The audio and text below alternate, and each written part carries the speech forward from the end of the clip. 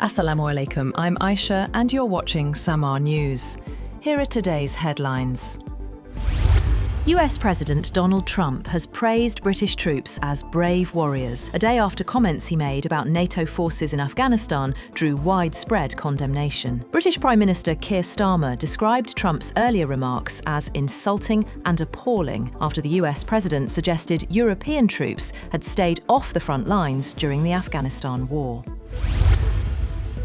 Minneapolis is rocked by protests after U.S. federal immigration agents shoot and kill a 37-year-old U.S. citizen during a large enforcement operation. The victim, Alex Pretty, an intensive care nurse, dies in South Minneapolis, officials say. The Department of Homeland Security says the shooting happens during a targeted operation and that agents open fire after Pretty allegedly approaches them with a handgun. Local police and bystander videos, however, show Pretty holding a phone moments before he is tackled and shot, raising serious questions about the official account. The incident occurs amid a broader surge of federal immigration enforcement in the city and follows other recent fatal shootings by federal officers, deepening tensions between federal authorities and local leaders. A US federal judge has blocked the Trump administration from ending legal protections for more than 8,400 family members of US citizens and green card holders. The ruling prevents the termination of humanitarian parole for migrants from 7 Latin American countries. Judge Indira Talwani said the government failed to justify the policy shift or consider the consequences for affected families. More than 850,000 customers across the United States were without power on Sunday, and nearly 10,000 flights were cancelled as a massive winter storm advanced toward the eastern states. Forecasters warned of heavy snow, freezing rain, and dangerously low temperatures, affecting much of the eastern two-thirds of the country. President Trump has approved federal emergency declarations in 11 states, calling the storm historic. President Volodymyr Zelensky has said that a US document on security guarantees for Ukraine is ready and awaiting signature. Speaking in Vilnius, Zelensky said Kyiv is waiting for Washington to confirm the time and place for signing. He said the guarantees are centered on US security commitments, after which the document will go to Congress and Ukraine's parliament for ratification.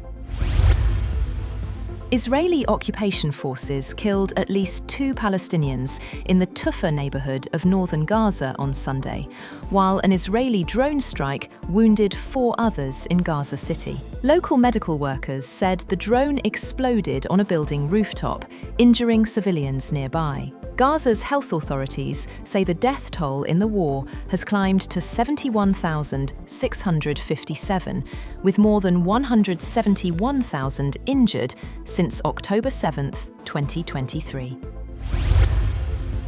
Protesters have rallied in the southern English town of Crowborough against the government's decision to house asylum seekers in a former army barracks.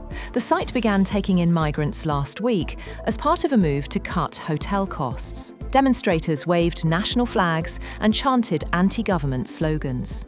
Authorities say the facility will house single male asylum seekers aged 18 to 65. Indonesian authorities have resumed search and rescue operations after a landslide killed at least 10 people in West Java, with around 80 still missing. The landslide struck a residential area after days of heavy rain, which forecasters warn could continue for another week. Rescuers say unstable ground and ongoing rainfall are slowing efforts as floods force residents across the province to evacuate. US climber Alex Honnold has scaled Taiwan's tallest building, Taipei 101, without ropes or safety netting, drawing cheers from thousands of onlookers. Honnold completed the 91-minute free solo ascent, reaching the top spire as the climb was organised and broadcast live by Netflix. Novak Djokovic has advanced to the Australian Open quarter-finals after his fourth-round opponent Jakub Mensik withdrew with an abdominal injury. The Czech 16th seed pulled out a day before their scheduled match at Melbourne Park, saying the injury would prevent him from facing his idol. That's all for now. For more updates, visit www.samaa.tv. Thank you for watching Samaa News.